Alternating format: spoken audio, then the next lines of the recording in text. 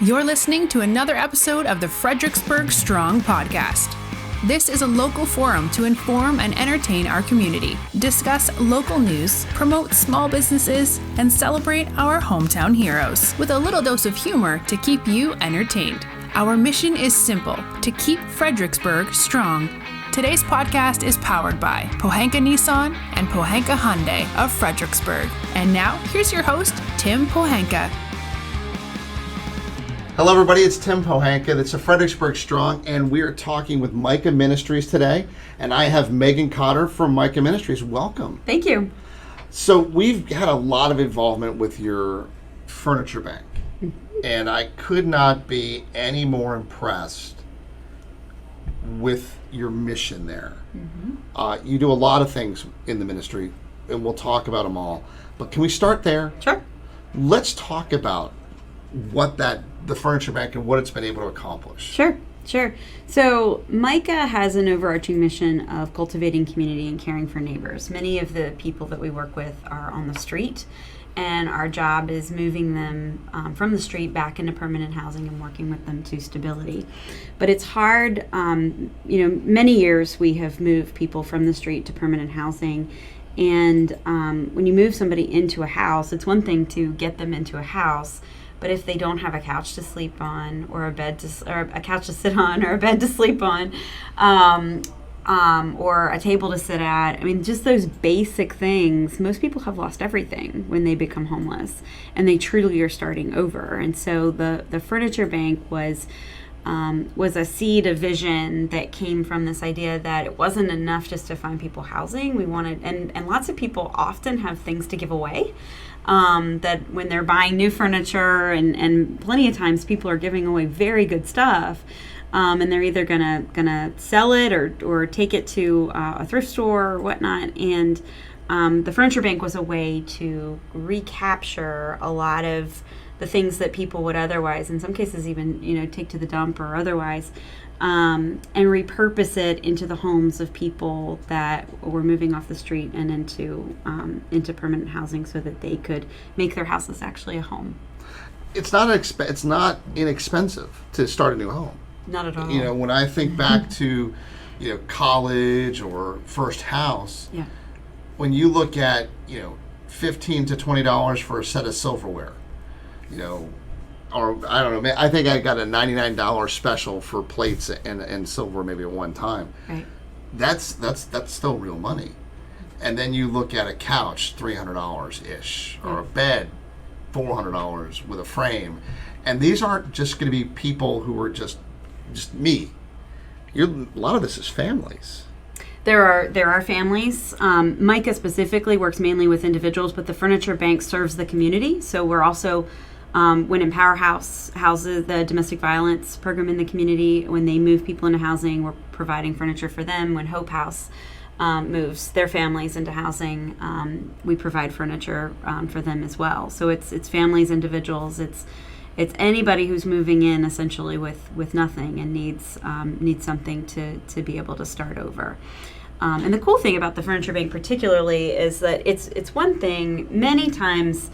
And in the very beginning of our work, I think we did a lot of this. It was just like, we need a couch, we need a bed, anything will do. And what I found was that people who, it's traumatizing to become homeless. And part of the restorative process of moving back into housing is actually realizing you have choices. And so the beauty of the furniture bank is that people are actually able to come to the furniture bank and look around and shop. And we may not have everything they want, but they can pick their couch and pick their table and have choices in what their home's going to look like. And that's a part of the restorative healing process that it takes to actually help somebody have pride and ownership in the home that they're about to move into. And a little bit of dignity. And dignity, yeah. And you mentioned the restorative part to it.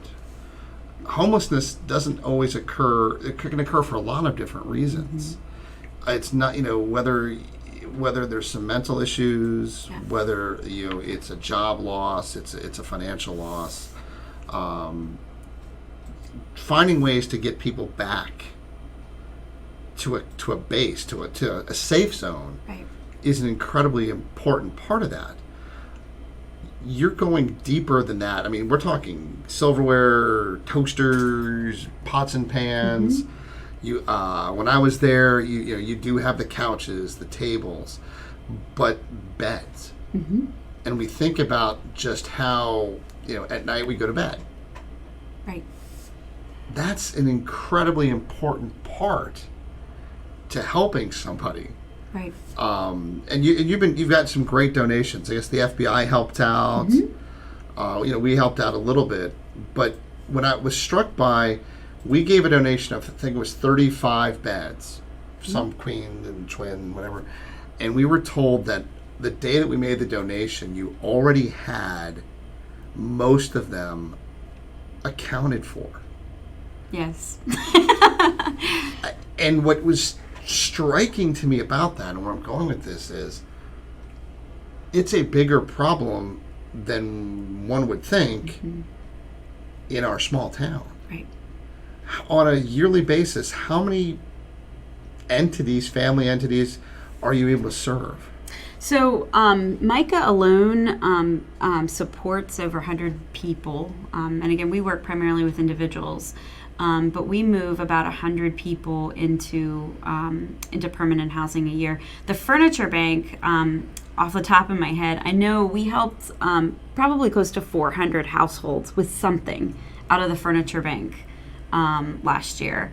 And that might just be one item. That might be a whole household full of furniture. And so that just shows you kind of the depth of kind of how the Furniture Bank is just really. We've had requests from people they've had a fire and they've lost everything in a fire, and they maybe didn't become homeless, but they needed to start over and needed something to get started, or down to the those that were literally moving out of shelters and off the street that are totally starting over. But you said something about beds is something that I think is really an important thing to talk about. That we always say, like, even when you move somebody into housing, in so many ways they're still homeless.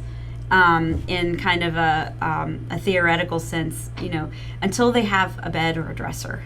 Many times, folks are, even when they're on the street, they might be couch hopping. They might be literally sleeping on the pavement, or sleeping in a motel or whatever. But until they really have something that they actually own, that they can count on, that they can sleep on every night and put their clothes away.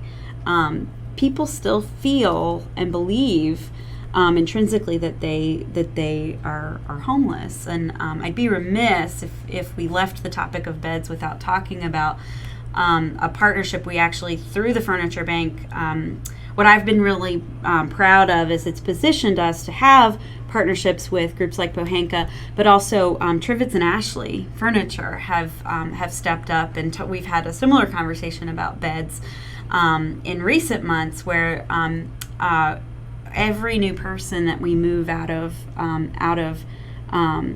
our shelters and into and off the street into permanent housing, they're providing a new bed for, which is a really important part of because I don't know about you, but most mattresses that I give away are really well slept on and really ready to be done. And so used mattresses are not always, it's great when you have nothing, but the value of what you all have been able to do for us by helping buy new beds, and what Trivets and Ashley is now doing with us as an ongoing partnership of helping with new beds, is a really valuable piece of the whole puzzle, which is the great thing about having a physical place where we can collect things, is it also has positioned us to have some of these new and exciting partnerships with some of our local business partners.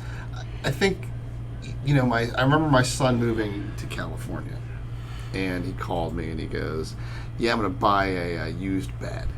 And I go, "No, you're not." I think a new bed. I can understand if you have nothing. A donated mattress is great. It's better than it. It's makes concrete. It's definitely better than that. But I think the point of having a new bed, one that no one slept on, that you can feel clean. You start to get that humanity back. And I love what you had said about the dresser. We just finished speaking with UMFS, and they were talking about transferring foster children from households in trash bags, and how traumatic. I could not imagine the mental image of everything that you owned in a trash bag. Right.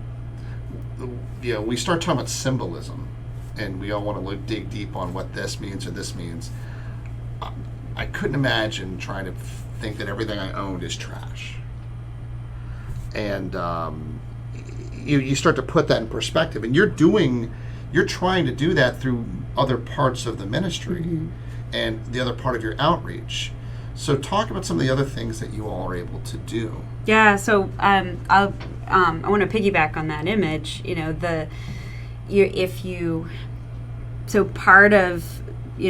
Part of the initial trauma is losing everything you have, and including the roof over your head, and carrying everything around you have as trash. And over a period of time, which is where we end up finding ourselves in a lot of the work, because we work with folks who've oftentimes been homeless a very long time, is that people themselves begin to also question their own worthiness and their own inability to even do anything or be of use to society and otherwise. And so a lot of our work, before I go into some of the specifics, a lot of our work centers on this idea of helping people get to a place that they actually believe that they are worthwhile and that they can overcome the things that have happened to them in their past, and that they can get back to a place of some kind of stability. It may not look like what it did before, but they can get to a place where they can move forward. So but think about that. You start to think about the blessings that we all have, and when you think about having to get back to the basis. I mean, I think it's fair to say that everybody at some point in time may question something about their life. But for most of us, that's passing thought that goes through, like, oh my God, what have I done with my life? But it just goes on, because you can think of all these other things that you've done. But to think that you have to rebuild the belief in oneself, that's not an easy hill to climb. No, it's not. And that's oftentimes what's missed when we talk about homelessness. The stereotypical response is, well, they need to get a job. Or they need to, like, I did it, why can't they? I overcame tough stuff, why can't they? And a lot of it comes down to, you alluded a little while ago to, everybody becomes homeless for a different reason, and the laundry list of symptoms of homelessness is 3 miles long. But I cannot tell you a person who has lost their home that I have met that has not shared the common catastrophic loss of relationship. And that is the thing that I think links all people who become homeless. That if I lost my job and couldn't pay my bills, I have a family that would take me in. Your son needed a bed, and you bought him one. I'm assuming. Yeah. He got me for a lot more than a bed. But you are right. You think about your family, your support mechanism, and the list is huge. But you're right. There is a catastrophic loss of a relationship, because you think that's the first thing that goes through our mind is, if something happened, who's my support group? And and I know who my support group is. I mean, and I'm very grateful for them, for everything that I get from my support group, and I don't need a lot of things in that regard.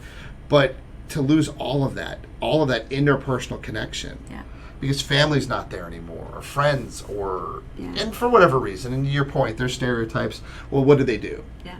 Well, and I want to be clear.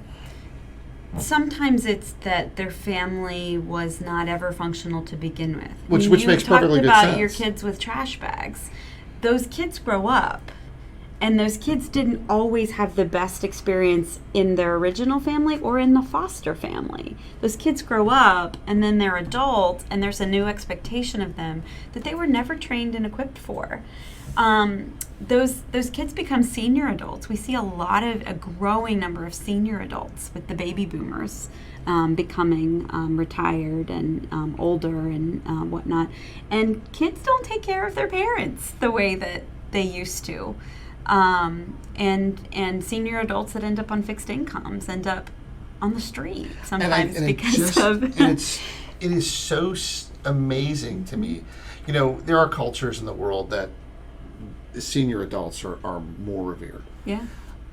And I thought that was more prevalent in our country, where you look at it, your parents take care of you as you come into the world, and lead you through life, and then you're there to help take care of them at the end.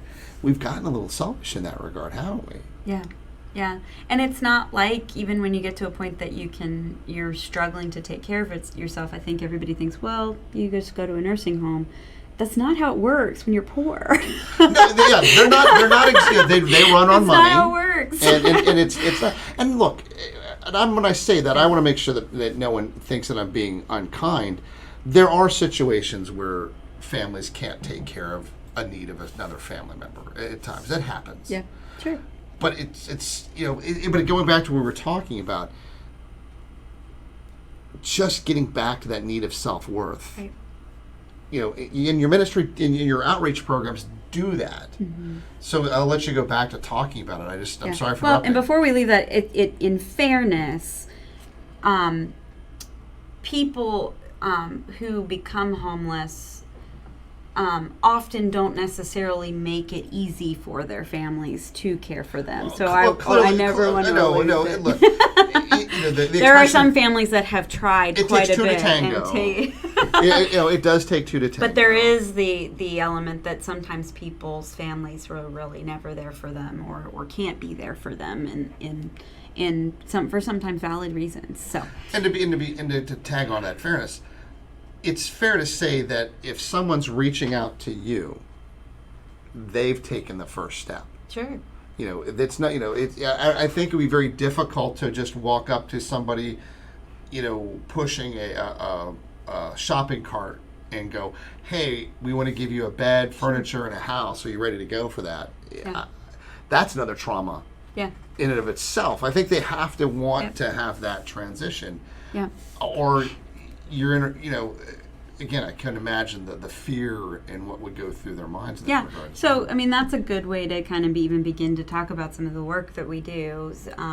And there are plenty of times that we will, there are people who are not coming to us that we will go and outreach because they are not in a situation where they even know how to walk through the door and ask for help or whatnot. There was a little lady down in this area in Massaponax that pushed shopping carts around for months, and we outreached her probably for 6 months before she agreed to go into a hotel room. And then think about that. But then the shopping cart stayed in the hotel room and she slept outside. Well, the point of transitioning and getting someone to trust. Yeah. And getting, it pains me even to talk about this. My niece was in town. Mm-hmm. She was taking a internship in Washington, D.C., and we're both big hockey fans. So I went out. I have season tickets, and I went up and I grabbed her to go to some hockey games. And when I would take her back to her dorm room in D.C., I would go through an underpass that was all tents. Mm-hmm. And that's all fine and good when it's a nice temperature, but that's their permanent home. Right. And okay, they have a tent. Right. Okay, great. but there's just so much that goes behind that. And you know, in our society, you know, who's out there advocating for them? Who's reaching out for them? So you see, it took 6 months to convince her that you're there to help. Right. And you want to bring her into some level of assistance. Right. How long did she stay? Well, after several more weeks, and I think, and probably several more months, and actually there was a true village that wrapped around making this work, including, you know, just some volunteers in the community that would just visit her every day and just kind of make this connection and build this trusting relationship. But she is endorsed now, and has been for, I think, about 2 years. Lives in her own apartment, and is able to pay her own bills, and is getting, you know, some of the help she needs. But it's a process that's not as simple as the things we like to say. Get a job, just go get a house. Yeah, why don't you just fix it? Why don't tie your shoe. I mean, and sometimes we never know the things that people have been through that have led them to that point, because they're never able to talk about it. So we just have to meet them where they are and work with them to the point that they will go to whatever level of success that they're capable of. So you mentioned it takes a village, mm-hmm. and you have a lot of great volunteers. Mm-hmm. And I don't want to mention this person's name because I don't want to go too far into their story, because mm-hmm. I don't want to call it out. But what was impressive to me was the number of people who come back and are helping you, who have been through your program. Mm-hmm. And they talk about the journey for them. Mm-hmm. That's an emotional connection. Mm-hmm. And it's a huge bond. Yeah. And that's a lot of your staff. Maybe it's not a lot, but that's enough. Those people are on your staff, so it's not just someone coming down doing their civic duty for the day, saying here you go. You've got people who have lived that experience engaging. That's another emotional attachment. That's amazing. I have 3 people on my staff who lived chronically on the street for over 5 years, that are now permanent parts of our team, and not just as a volunteer. I've hired them in various positions, and we are better because of them and their ability to inform us and help us in making decisions and growing programs in the way that we need to. So we got sidetracked off of talking about some of your programs, and I apologize. Yeah. So you do other things besides the Furniture Bank. Yeah. Let's talk about some of those other ones. So a lot of where people's journey with Micah starts is our hospitality center. And that's where a lot of, Micah is actually a coalition of 9 downtown churches that formed because people that were living on the street had nowhere to go. They were coming and knocking on the doors of the churches and needing anything from food to showers to somebody to help them figure out their paperwork. And church secretaries were turning into pseudo case managers and whatnot. They decided that they could do the work much better than everybody kind of working on different projects on their own by coming together and forming what is now Micah Ministries. And so it started with a hospitality center to just give a place for people to come and have their basic needs met. Where's the hospitality? It's on Princess Anne Street. Okay, so it's not right in town in a park in the it's not, doesn't take a lot of journey to get to if you're downtown. Right. No, it's right in town. And we have showers there, clothing. We do bag lunches, but pre-COVID, we also have community meals 365 days of the year at the different churches, breakfast and dinner. So it's a starting place. And in that building, we have a lot of co-located services, such as the Rappahannock Community Services Board has an outreach worker there for mental health connections. Social Services has an outreach worker there to help get connections to benefits. DMV comes and has a mobile DMV clinic. Probation has set up a satellite there, the VA. So we even done a lot of creating a place where it's safe for people to come, and then inviting whoever will come to come and provide services in a place that people are comfortable receiving services. It's also a place people can get mail. What you think? If you don't have an address, where does anybody No, reach you? Somebody once told me that the greatest invention in the world was running water. Yeah. Yeah, when you turn your tap on and water comes out. Yeah. But when you start thinking everything else after that, mail. Yeah. The fact that you can get a letter. Yeah. It's huge. Cell phone's great, but you got to pay for it. Yeah. That's, and these are all things that this country runs on paperwork. Yeah. Doesn't it really? I mean, I think other than George Washington on the currency, it's probably a stamp or an approval of a government letterhead. Yeah. Now, you've been with Micah for how long? Since 2007. So what's that, 13 years? So you're pretty ingrained in the community. Mm-hmm. And you came to Micah from... Well, so I grew up in the area, and my first life I was a reporter at the Freelance Star, and wrote, covered business, covered Stafford County, and just really had a greater calling for, I didn't like writing about what everybody else was doing. I wanted to go change the world myself. There's nothing wrong with that. When you look at reporting, as it was in the past, yeah, there was a lot of community involvement, mm-hmm. and a lot of reporting, investigative reporting, right. was trying to right some of the wrongs in the world, sure, in a positive way. Right. Where I think today it's gone a little bit the other way. So it's not to me a big step to think that someone may have done that career in the past. What made you pick Micah?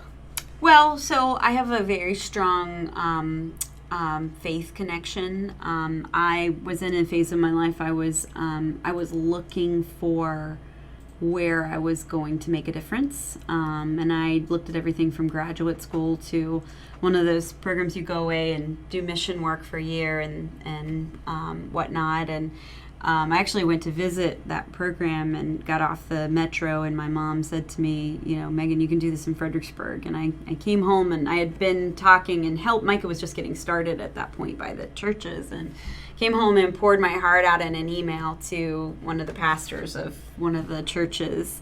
And he called me the next day. He's like, well, we're looking for an executive director, in hindsight, like, why they hired me, I don't know. I was 24 years old, by the way. Probably because you could write a grant some way. Probably because your writing lets you be able to write a grant proposal. But here I am. So you've been involved for a long time. Yeah. And when was it founded? 2005. Okay, so pretty close to inception you've been there. Mm-hmm. How is it, when you look at funding, yeah. If it's a coalition of churches, and you've got, which means you're getting some funding there. How much funding do you get? Or where's your primary source of funding from? It's, like any nonprofit, it's everywhere. We do have some local government funding for our winter shelter, which is basically to keep people from freezing to death. We have a lot of funding from our network of churches is a good source of funding for us. We do have some state, federal, and local resources that help with mainly our housing, the housing end of our programming. And then we have a unique partnership with Mary Washington Hospital that actually helps support a unique shelter program for homeless folks when they come out of the hospital and they need a place to stay while they're getting better. And we have had even people who are in hospice care that have nowhere to go that have come there, and they've come there to die. And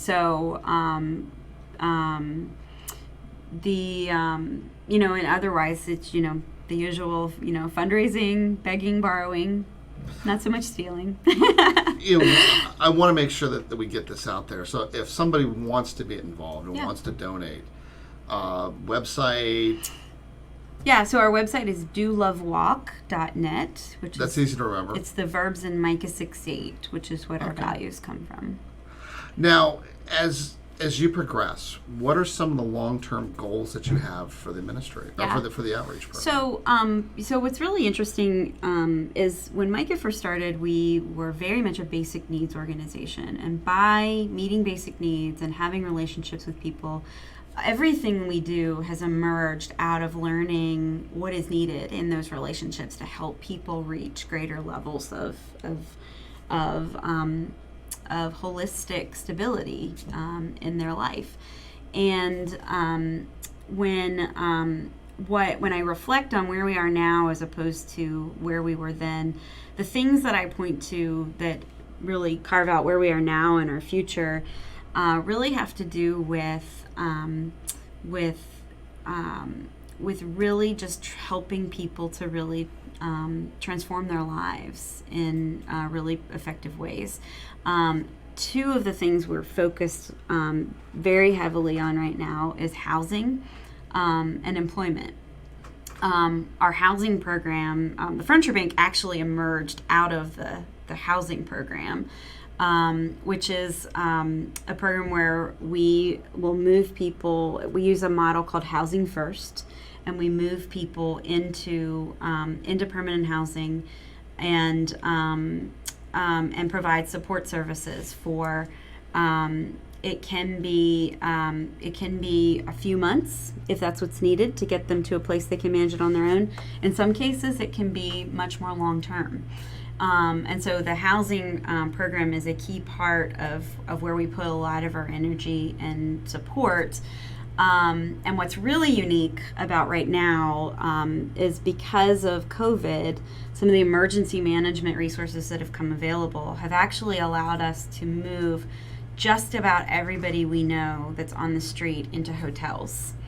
And we are waiting to hear about some funding that we expect will come down the pipeline to actually move folks from hotels to permanent housing. And so we could be looking at a very different homeless situation in our community in the next year or so because of some of the work that we're doing here.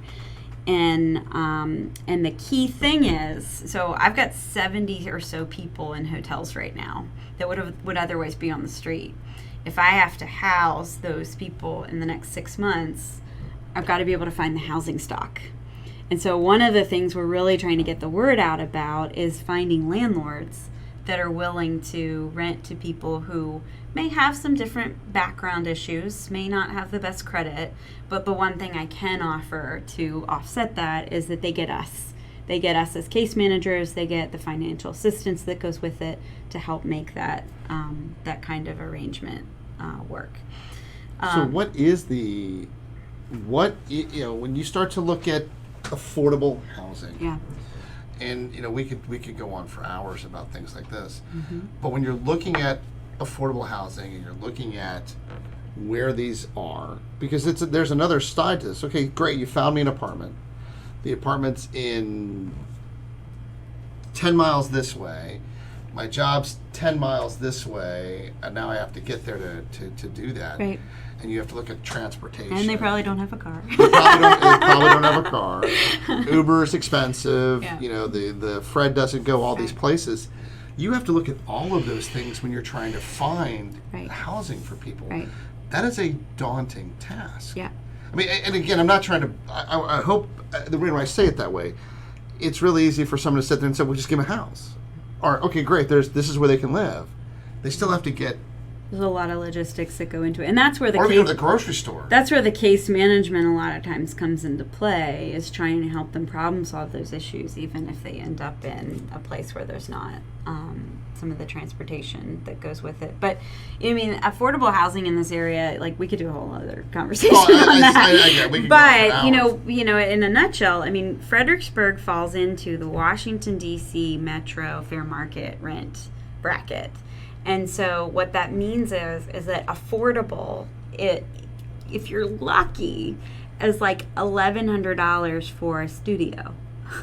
Again, son moved back to Virginia, and I thought that his rent in San Francisco was crazy. Yeah. I'm looking at the same rents here. I'm going. Yeah. I mean, I think he was paying. I mean, I didn't want to. When I looked at what he was paying out in San Francisco, I thought it was crazy. He came back here, and I went, huh? Yeah. Yeah. And so we can we use a strategy that is some people think we're crazy for doing this, but we've made it work, where a lot of times people who are homeless, they spend a lot of time sleeping in the same campsite or staying with other people anyway. And so what we do a lot of times is we'll take 2 people and put them in one apartment, and that helps them so that turns into like, $500 a month per person as opposed to Well, I think it would also help because it does give a friend. Right. I mean, I can't imagine, obviously when you meet your friends for the first time, and you and I talked about, hey, what was your background? It's one of the first questions. Yeah. And it's kind of hard to sit there and be the first thing to go, well, I was homeless. Yeah. This, huh? That sucks the air out of a conversation pretty quickly for a lot of people. Yeah. It takes a special person, or not a special person, but it takes some willingness to go past that first push and go through and talk. Well, about and that. if you look at most high market rental areas, like San Francisco particularly, kids your son's age they're sharing apartments. That's how you make it. Well, it's what you have to. Yeah. And the poor are not exempt. No, it's not. In fact, it's a greater necessity. Yeah, he kept telling me how he didn't want a roommate. And I kept looking at him going, good luck. Yeah. Let me know how it works for you. Neither do I, but. Yeah. Now, if money were no object, what would be the first project you would want to tackle tomorrow? I would want to develop housing stock. Okay. Because I think we could really put a dent in a lot of things, whether that's buying a motel, whether that's building a village, whether it would be a matter of trying to bring housing stock online. So interesting you should bring up buying a hotel. Yeah. So when we think about buying a hotel, we're not talking about buying like the Hampton Inn. How many beds or how many rooms would you need? Most hotels are like 90 to 100 rooms, at least. And I would say, that would be a good first start for this community. I think we could probably functionally end unsheltered homelessness with that many rooms. And what would that cost? A hotel? Mm-hmm. Well, so it depends. I know a lot of hotels are hurting right now because they're not getting the business. So, you might get a price that would be different in other times, but probably several $1 million. And do you think you would have the ability if for some reason that money was available? Mm-hmm. Do you have the law? When we look at colleges and the buildings that they get on campuses, it's one thing to get the funding to build the building. Do you have the ability to fund that type of facility on an ongoing basis with what you have right now? I think we do, because I think we've been building a village for a long time with the programming that we have. It would be a very big rethink of who we are as an organization and how we consolidate some things. But I think it's a model that we could make work. Because all the things that we are doing from a housing stabilization standpoint, from an income development standpoint, from a healthcare standpoint, it's, all the spokes of the wheel are there. They're just scattered. We have a scattered village. And something like that would allow us to move in a direction that would allow us to be able to bring it all together and really make some magic happen. That would be a unique place to be able to do, because you could have so many different sub-sections be engaged at one time. You mentioned work program. Finding jobs. Yeah. How easy is that? Well, so like we said, it's probably one of the tougher things given the particular population that we work with. Many of them do have a disability, but that doesn't mean that they can't work, and it doesn't mean that they don't want to work. When you say a disability, what type of disability? Could be anything from mental to physical. I have a deaf guy, I have a blind guy. You name it. It runs the gamut. But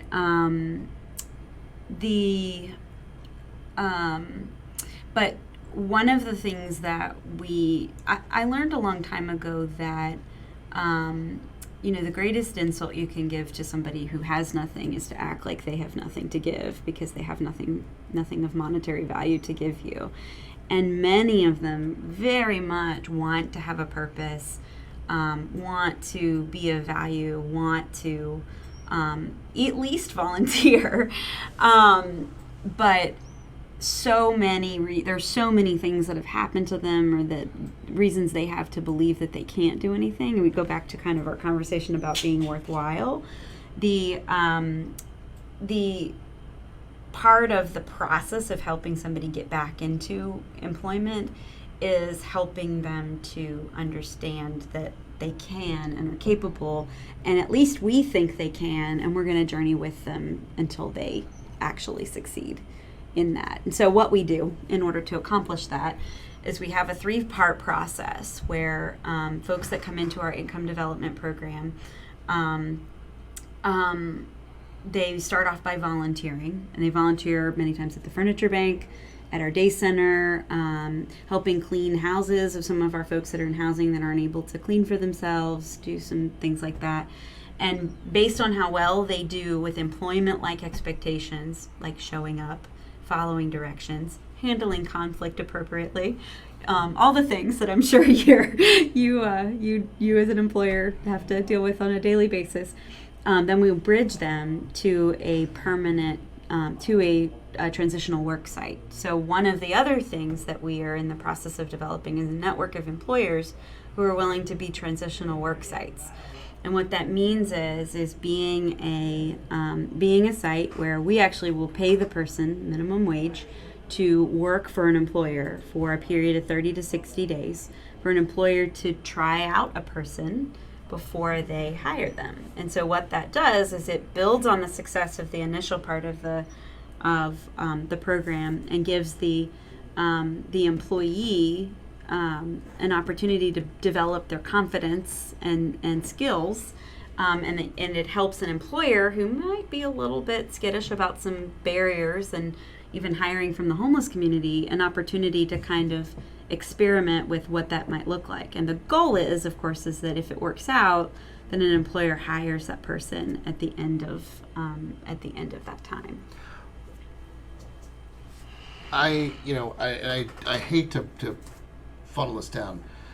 Most common age bracket that you're servicing, what would that be?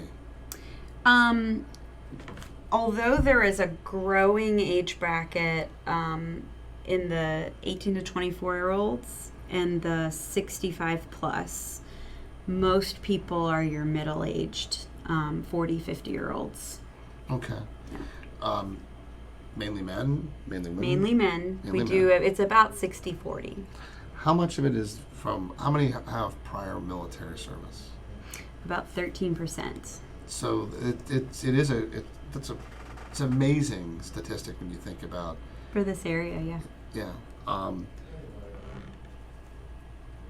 I am so impressed with the work that you all do. I'm even more impressed talking to you about how you're engaging to try to help out. I would never have thought that you would be offering to pay people's wages to let employers try them out. And that is I mean, I'm an employer, and I would never think to even ask for that. Mm-hmm. I think that gives a lot it should open a lot of doors for you in that regard. We're hoping. It's a fairly newer strategy that we've had some success with. COVID delayed us a little bit, but we've had our first person make it all the way through the program and be hired. We've just made 2 more placements in the transitional phase, and we're rolling. But it's what the paying the person, and we've learned this the hard way.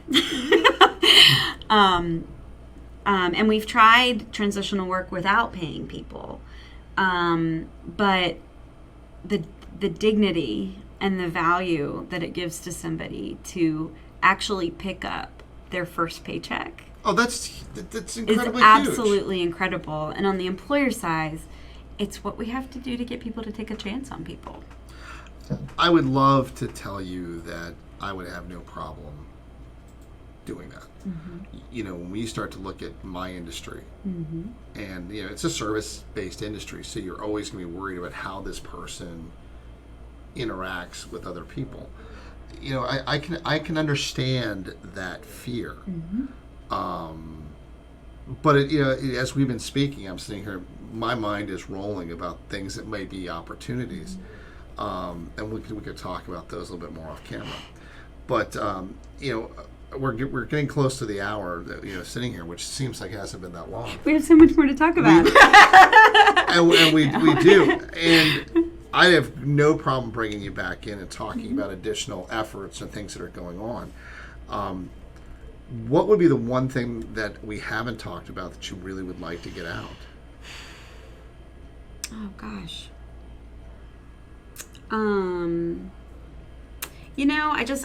I can't say this enough, and I wouldn't want it to get lost in all the things we've talked about. It's just like we're on the cusp, I think, post-COVID, with where homelessness is right now, of doing something really incredible.